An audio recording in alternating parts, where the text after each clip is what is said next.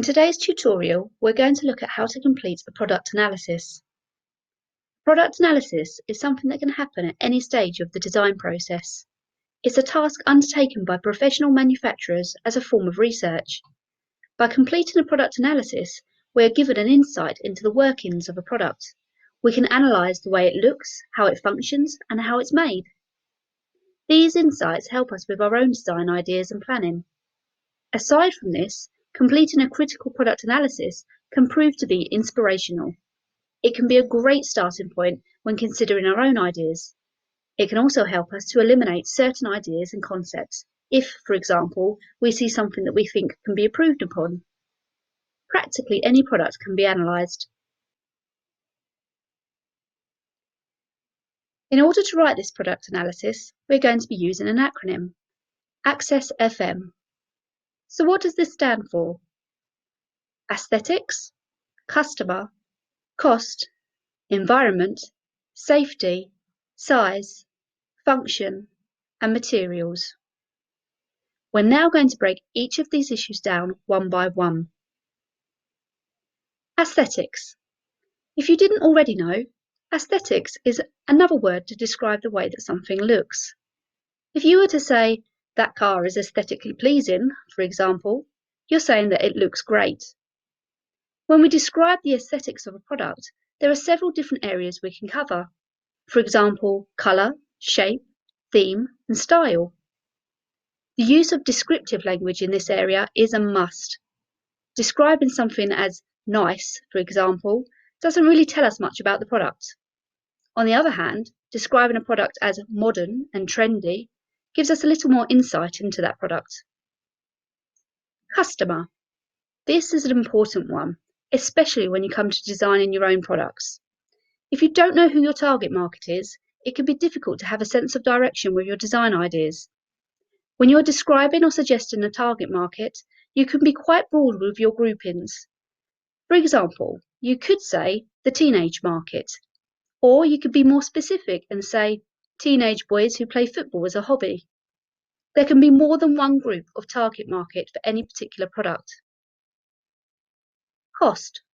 When completing a product analysis on an existing product, you may be able to complete research in order to be able to say accurately what the product costs to buy. If you aren't able to locate this information, you can instead make a justified estimate. For example, you could state that you believe it to cost a particular amount and follow this up by explaining why.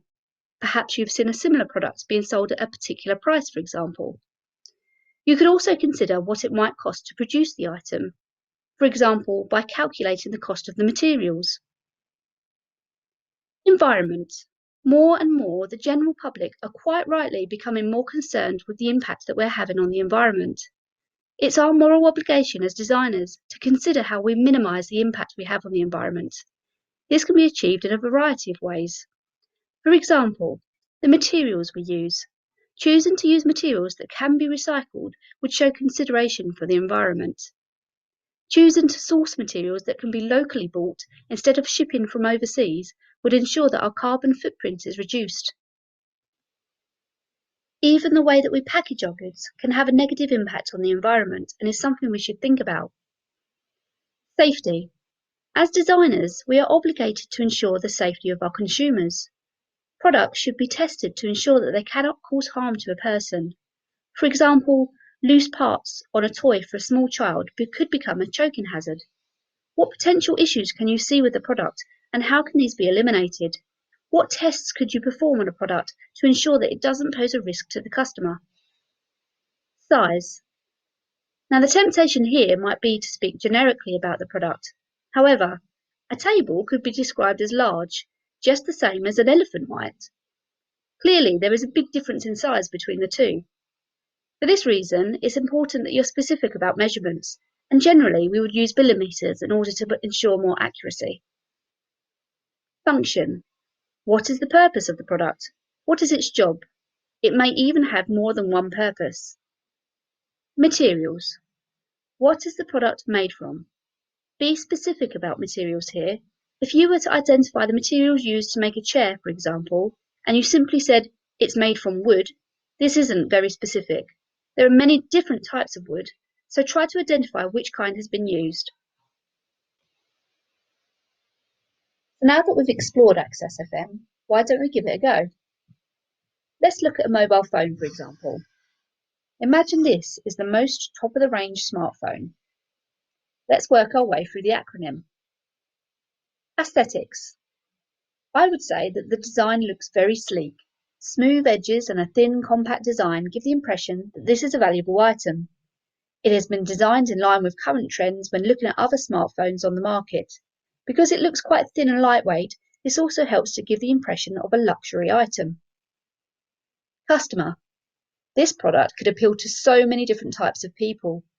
Most people these days own a mobile phone, with a large percentage of people owning a smartphone. As this is the newest edition, price is likely to be high, which will therefore eliminate some people from being able to purchase it. For example, primary-aged school children. I would say that the type of person who'd want to purchase this product is likely to be a professional or someone high earning, but certainly someone aware of current trends and in favour of modern technology. I would say this product would appeal to both male and female from the ages of around 16 to 40. Cost. As this is the most recent release of this smartphone, cost is high.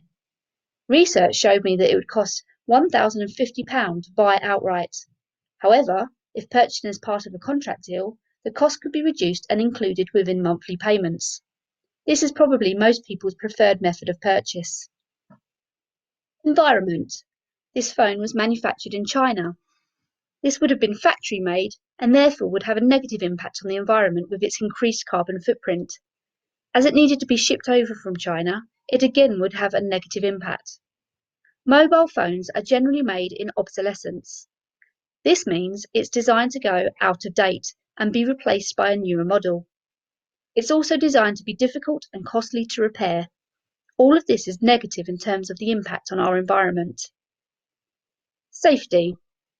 If this phone has apps that link to the internet and the phone is given to a child, there could be potential safety issues for that child in relation to online safety. A parent lock would be a good way of overcoming this. I can see that the design has round edges and the screen appears intact, so from these observations, it doesn't look like the phone could harm someone physically. Size. The design of this phone clearly considers the size and shape of the human body. The handset would fit comfortably in the hand. Function. Whilst mobile phones have the primary purpose of allowing telephone contact on the move, this phone has many more functions. This includes text messaging, a camera, access to the internet and social media, navigation tools, a torch, alarm, a clock. The list goes on. Materials.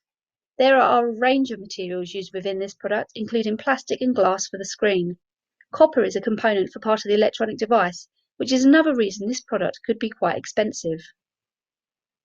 Overall, I like this product. This is something I would want to purchase.